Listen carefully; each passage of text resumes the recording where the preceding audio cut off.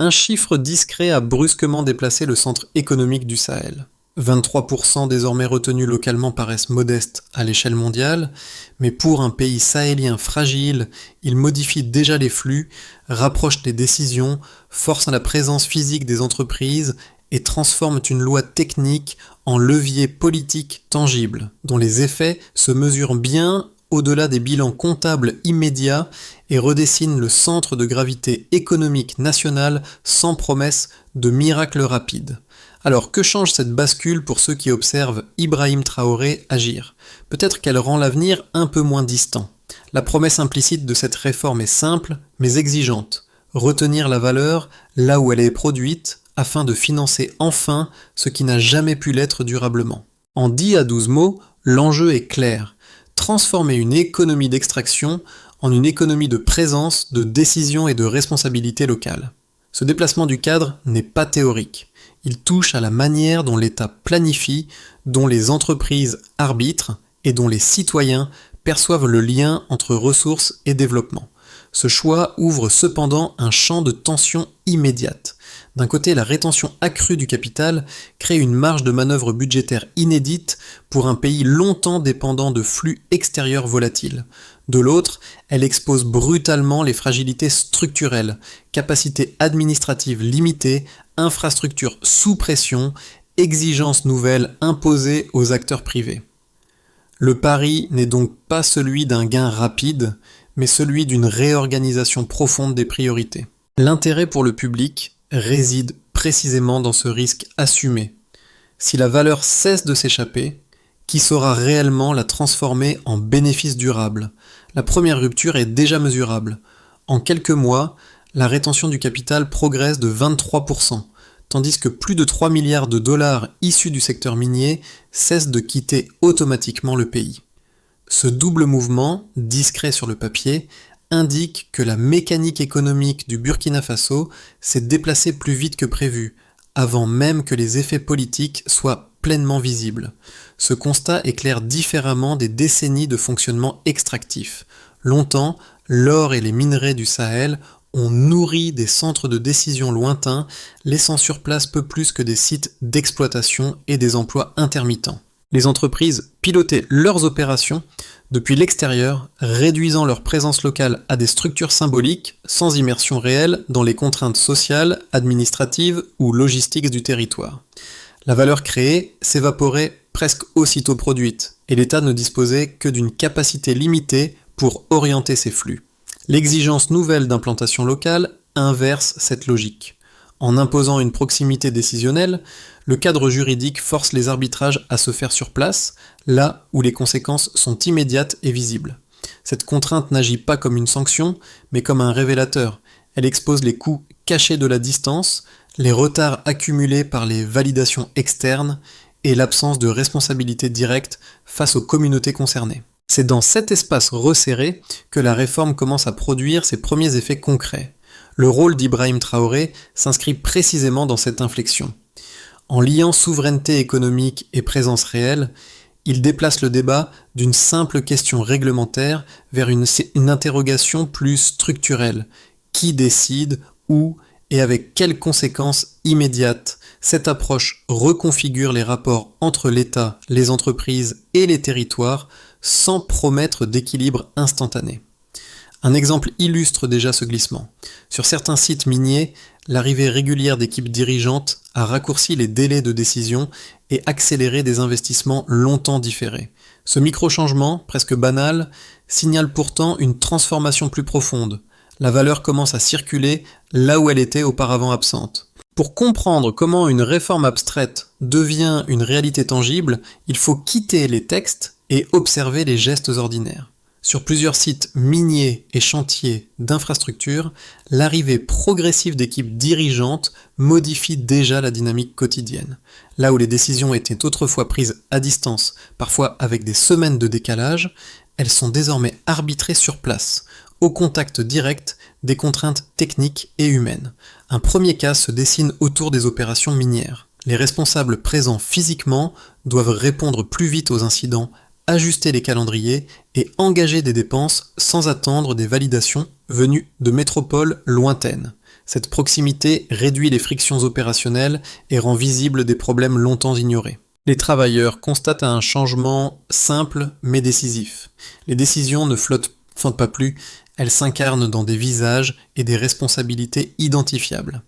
Un second cas apparaît dans les services périphériques. Transporteurs, logisticiens et prestataires locaux bénéficient de la permanence des sièges. Ce qui n'était qu'un passage temporaire devient un écosystème plus stable. Ateliers qui ouvrent, contrats qui se prolongent, emplois qui cessent de dépendre uniquement des cycles d'extraction. La présence continue crée un tissu économique plus dense, encore fragile, mais qualitativement différent. Ces situations ne constituent pas une transformation achevée. Elles agissent plutôt comme des signaux précoces, révélant ce que la loi déclenche lorsqu'elle modifie les comportements plutôt que les intentions. La réforme cesse alors d'être perçue comme un cadre administratif et devient un facteur d'ajustement quotidien. Et c'est là qu'un changement devient réel, lorsqu'il modifie les gestes ordinaires. Avant l'annonce du nouveau cadre, les entreprises opérant au Burkina Faso administraient leurs activités depuis l'extérieur, ajustant leur stratégie sans immersion réelle dans les contraintes locales. Les décisions majeures circulaient entre conseils d'administration éloignés, tandis que sur le terrain, l'exécution suivait avec retard, dépendante de validations lointaines et souvent déconnectée des urgences opérationnelles.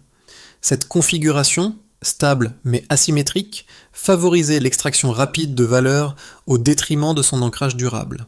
Le déclenchement intervient avec une déclaration publique sans ambiguïté. Le seuil est posé clairement.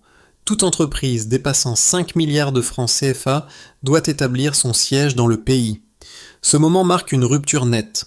La règle ne se contente pas d'ajouter une obligation administrative, elle force une relecture complète des modèles économiques existants. Les entreprises doivent soudain reconfigurer leur gouvernance, redéployer des équipes, intégrer des coûts jusqu'alors évités et accepter une visibilité accrue de leurs décisions. La phase de bascule s'installe rapidement. Dans les semaines qui suivent, deux réactions principales émergent. Certains acteurs expriment leur réticence, évoquant une perte de flexibilité et des charges opérationnelles plus lourdes. D'autres, au contraire, identifient une opportunité stratégique. Une implantation locale peut réduire les délais, améliorer les relations communautaires et renforcer la stabilité des opérations. Ce clivage révèle un déplacement du centre de gravité décisionnel vers Ouagadougou, désormais espace d'arbitrage concret. Ibrahim Traoré intervient alors comme catalyseur politique de cette transition.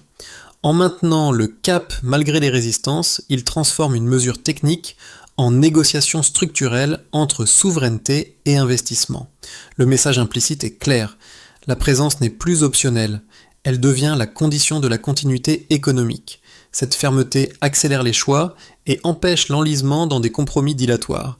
Les répliques se manifestent dans les mois suivants. Des chantiers d'infrastructures s'intensifient, de nouveaux bureaux ouvrent, les réseaux logistiques s'adaptent à une activité plus continue. Les tensions apparaissent aussi. Pression sur l'énergie, manque de cadres qualifiés, routes sollicitées au-delà de leur capacité. Pourtant, un élément nouveau s'impose.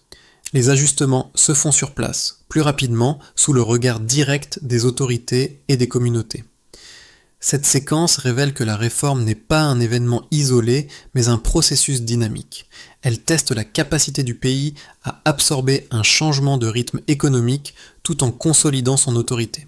Le cœur de la transformation réside moins dans la loi elle-même que dans la vitesse à laquelle elle oblige chacun à choisir.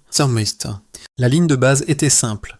Pendant des années, une part décisive de la valeur produite quittait presque immédiatement le territoire, la variation actuelle, avec une rétention en hausse de 23%, marque une rupture mesurable dans la circulation économique interne. Ce glissement, limité en apparence, change pourtant la nature des arbitrages publics, car il transforme des flux volatiles en ressources partiellement prévisibles. Le premier indicateur, cette progression de 23%, fonctionne comme un signal de rebond plutôt que comme une promesse d'abondance. Il signifie que le pays conserve désormais une fraction plus importante de la richesse générée par son secteur extractif. Pour une économie fragile, cette marge supplémentaire agit comme un amortisseur budgétaire. Elle offre un espace de planification, même étroit, là où dominait auparavant l'incertitude permanente. Autrement dit, une variation modérée produit un effet structurel lorsqu'elle s'inscrit dans la durée. Le deuxième indicateur concerne les flux miniers, évalués à plus de 3 milliards de dollars qui cessent de sortir automatiquement du pays. Ce chiffre n'est pas abstrait. Il correspond à la principale source de revenus nationaux et conditionne directement les choix en matière d'infrastructures, de services sociaux et de fonctionnement administratif. Lorsque ces fonds sont pilotés localement, même partiellement, l'État gagne un levier nouveau. Il ne se contente plus d'accompagner l'activité, il peut commencer à l'orienter.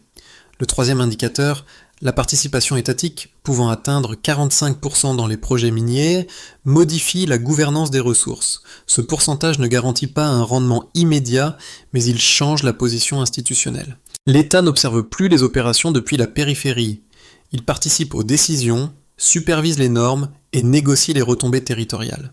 Cette présence accrue renforce la visibilité des responsabilités et réduit l'opacité qui caractérisait la gestion à distance. Pris ensemble, ces trois chiffres dessinent une transformation méthodique. La rétention accrue crée une marge budgétaire, la maîtrise des flux stabilise la trajectoire financière, la participation étatique rééquilibre le dialogue avec les entreprises. Aucun de ces indicateurs ne suffit isolément. Leur force réside dans leur combinaison, qui recompose progressivement la chaîne de décision économique. Cette lecture quantitative met toutefois en lumière de nouvelles exigences. Une ressource mieux retenue suppose une administration capable de l'absorber sans perte d'efficacité. Elle requiert des capacités de planification, de suivi et de contrôle qui n'étaient pas centrales auparavant. Les chiffres ouvrent donc un champ de responsabilité plus large. Ils mesurent non seulement un gain, mais aussi une obligation de performance. Dans ce cadre, l'action d'Ibrahim Traoré prend une dimension particulière. En s'appuyant sur des indicateurs simples et lisibles, il ancre le débat politique dans des résultats observables plutôt que dans des intentions. Les chiffres deviennent un langage commun entre l'État, les entreprises et les citoyens. Ils ne disent pas que la transformation est achevée, mais qu'elle est engagée et désormais mesurable.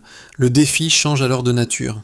Il ne s'agit plus de capter la valeur, mais de prouver que cette valeur peut être convertie en bénéfices concrets. Les données établissent la crédibilité du tournant.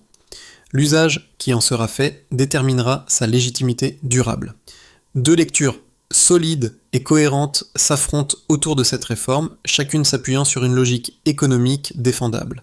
La première, portée par ses partisans, considère l'obligation d'implantation locale comme un outil légitime de rééquilibrage. Selon eux, exiger une présence physique permet de récupérer une part plus juste de la valeur produite, d'améliorer la transparence des opérations et de réintroduire une responsabilité directe vis-à-vis des territoires concernés. Ils estiment que la hausse mesurable de la rétention du capital et la participation accrue de l'État montrent qu'un ajustement structurel est possible sans rompre avec l'investissement international. La seconde lecture, plus critique, met en avant des risques réels. Pour ses défenseurs, cette contrainte peut décourager certains groupes internationaux, accélérer des arbitrages défavorables et exposer un pays aux capacités infrastructurelles limitées à une pression excessive. L'argument central repose sur la fragilité du contexte. Routes insuffisantes, énergie instable, pénurie de cadres qualifiés. Dans ce cadre, forcer une présence décisionnelle pourrait augmenter les coûts, réduire la flexibilité stratégique et, à terme, freiner l'activité plutôt que la consolider. Ces deux positions reposent sur des hypothèses plausibles. La réponse la plus rigoureuse consiste donc à examiner ce que montrent les premiers effets observables. Les données disponibles indiquent une situation intermédiaire. Certaines entreprises réévaluent effectivement leur scénario et expriment des réserves. D'autres, en revanche, renforcent leur implantation, investissent dans des bureaux permanents et structurent des chaînes logistiques plus stables. Cette divergence suggère que la réforme agit comme un filtre plutôt que comme un repoussoir universel. L'économie locale, bien que fragile, affiche des signaux concrets d'adaptation. Infrastructures en expansion progressive, services périphériques plus durables, emplois indirects mieux ancrés. Ces évolutions ne constituent ni un succès garanti, ni un échec annoncé. Elles dessinent un espace d'expérimentation où contraintes et opportunités avancent simultanément.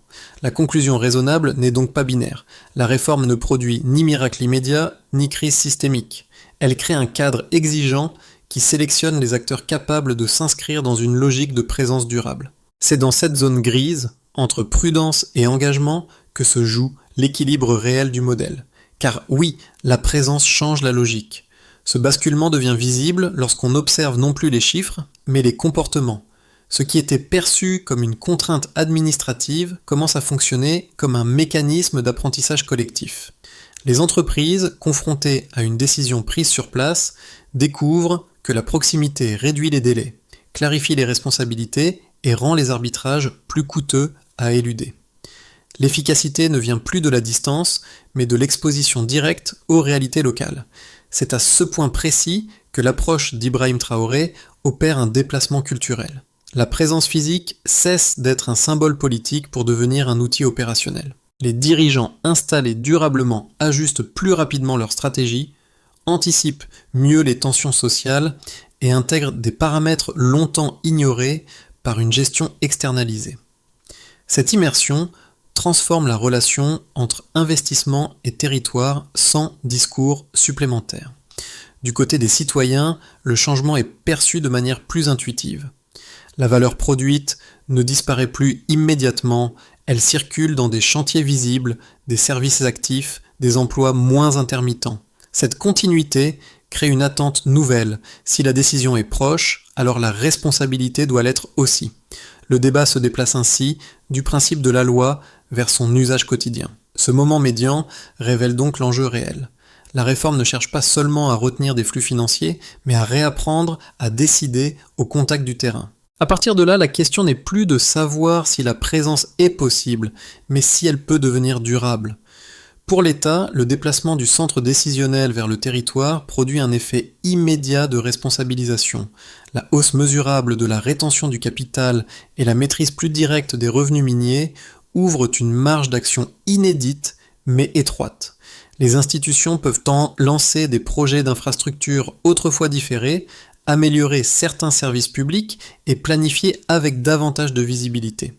Cette capacité nouvelle s'accompagne toutefois d'une contrainte forte. Chaque retard, chaque inefficacité devient plus visible lorsque les flux financiers sont gérés localement. L'État ne peut plus attribuer ses limites à des décisions lointaines. Il doit démontrer sa capacité à transformer la ressource en résultat tangible, sous le regard direct des citoyens et des partenaires. Pour les entreprises, les conséquences sont plus contrastées. L'obligation d'implantation locale modifie les structures de coûts, impose des arbitrages organisationnels et réduit l'avantage d'une gestion entièrement externalisée. Certaines multinationales perçoivent cette proximité comme une charge supplémentaire liée à l'énergie, au transport ou à la disponibilité des compétences. D'autres y trouvent un gain opérationnel inattendu, décisions plus rapides, relations communautaires stabilisées, réduction des malentendus administratifs. Dans ce contexte, l'action d'Ibrahim Traoré agit comme un signal de cohérence politique. La règle n'est pas négociable à la marge, ce qui oblige les acteurs privés à choisir entre retrait prudent et engagement durable. Pour les citoyens, l'impact est plus directement perceptible. La présence accrue des sièges et des équipes dirigeantes se traduit par des emplois plus continus dans la construction, la logistique et les services techniques. Les formations professionnelles s'élargissent pour répondre à une demande accrue en compétences locales. Cette dynamique ne bénéficie pas uniformément à toutes les régions, mais elle modifie la perception du lien entre ressources nationales et conditions de vie. Beaucoup observent que la valeur produite ne s'échappe plus intégralement et associent cette évolution à une reprise partielle de contrôle sur leur avenir économique. Pour les voisins régionaux et les observateurs extérieurs, la réforme fonctionne comme un test grandeur nature. Dans un espace ouest-africain longtemps marqué par l'extraction à distance, le choix burkinabé introduit une variable nouvelle, la présence décisionnelle comme condition de légitimité économique. Les pays confrontés à des défis similaires suivent attentivement cette expérience. Si elle se stabilise, elle pourrait inspirer des cadres comparables ailleurs. Si elle échoue, elle renforcera les arguments en faveur du statu quo. Dans les deux cas, le Burkina Faso devient un point de référence régional. Ces 4 lectures convergent vers un même constat. Les effets de la réforme dépassent la sphère économique. Ils redessinent les attentes, déplacent les responsabilités et rendent les choix plus visibles. La transformation ne garantit aucun résultat automatique, mais elle modifie durablement la manière dont chaque acteur se situe face à la valeur produite et à son usage collectif. Dans un scénario de base, la dynamique actuelle se prolonge sans accélération majeure. L'État parvient à maintenir le niveau d'infrastructure engagé, les procédures administratives s'adaptent progressivement et les entreprises trouvent un équilibre pragmatique entre contraintes et continuité opérationnelle. Les investissements restent réguliers mais prudents, la formation professionnelle progresse lentement et la présence décisionnelle devient une norme fonctionnelle, sans transformation spectaculaire. Ce scénario n'offre pas de rupture visible, mais il stabilise un cadre longtemps instable. Dans un scénario plus optimiste, plusieurs conditions se renforcent simultanément. Si l'énergie devient plus fiable, si les réseaux routiers suivent le rythme des implantations, et si les capacités administratives gagnent en efficacité, alors la présence locale cesse d'être perçue comme un coût net. Les entreprises accélèrent leur ancrage, les services périphériques se multiplient, et la montée en compétence de la main-d'œuvre s'intensifie. Dans ce cas, l'initiative portée par Ibrahim Traoré pourrait devenir un précédent régional crédible, démontrant qu'une exigence de proximité peut coexister avec l'attractivité économique. Un scénario plus pessimiste reste toutefois plausible. Si les tensions structurelles s'aggravent, lenteur administrative persistante, pénurie de cadres qualifiés, pression excessive sur les infrastructures, certaines entreprises pourraient réduire leurs engagements ou se retirer. Les bénéfices resteraient alors concentrés, trop limités pour susciter une adhésion durable. La réforme serait perçue comme ambitieuse mais prématurée, fragilisant la légitimité du modèle et refroidissant toute tentative similaire ailleurs. Ces 3 trajectoires reposent sur un même point critique. Si la décision doit rester proche du terrain pour produire des effets équitables, alors sa mise en œuvre doit être soutenable. La question centrale n'est donc pas de choisir entre ouverture et souveraineté, mais de déterminer sous quelles conditions la proximité devient un facteur de confiance plutôt qu'une source de friction. Pour les travailleurs directement impliqués, la transformation se traduit par une modification tangible du quotidien. La présence décisionnelle sur place réduit les délais d'arbitrage, stabilise certains emplois et crée une demande plus continue en compétences techniques. Les formations deviennent plus ciblées, orientées vers des besoins opérationnels immédiats. L'attente principale de ce groupe est simple, que cette continuité s'inscrive dans la durée et ne dépende pas uniquement de phases d'investissement ponctuelles. Pour les familles et les communautés locales, les effets sont plus diffus mais tout aussi réels. L'installation durable des entreprises modifie le tissu économique environnant. Commerce, transport et services gagnent en régularité, ce qui améliore l'accès à certains biens essentiels. Cette évolution renforce le sentiment que l'activité économique ne traverse plus les territoires sans s'y arrêter. Elle pose cependant une exigence nouvelle. Veiller à ce que les bénéfices ne se concentrent pas uniquement dans les zones déjà connectées. Un 3e groupe observe la réforme avec une attention particulière. Enseignants, entrepreneurs locaux, journalistes et acteurs associatifs. Pour eux, l'enjeu dépasse l'emploi immédiat. Ils perçoivent la situation comme un laboratoire institutionnel où se teste la capacité du pays à transformer une ressource mieux retenue en politique publique efficace. Leur vigilance porte sur la gouvernance, la transparence et la capacité de suivi des projets lancés. 2 attentes communes émergent de ces regards croisés. La première concerne la lisibilité. Chacun souhaite comprendre comment les ressources retenues sont utilisées et avec quels résultats concrets. La seconde touche à la compétence. Sans monter en qualification durable, la proximité décisionnelle risque de produire des frustrations plutôt que de la confiance. Ainsi pour le public, la réforme n'est ni abstraite ni lointaine. Elle se mesure dans la régularité du travail, la qualité des services et la crédibilité des engagements pris. C'est à ce niveau, quotidien et visible, que se jouera l'adhésion durable au changement.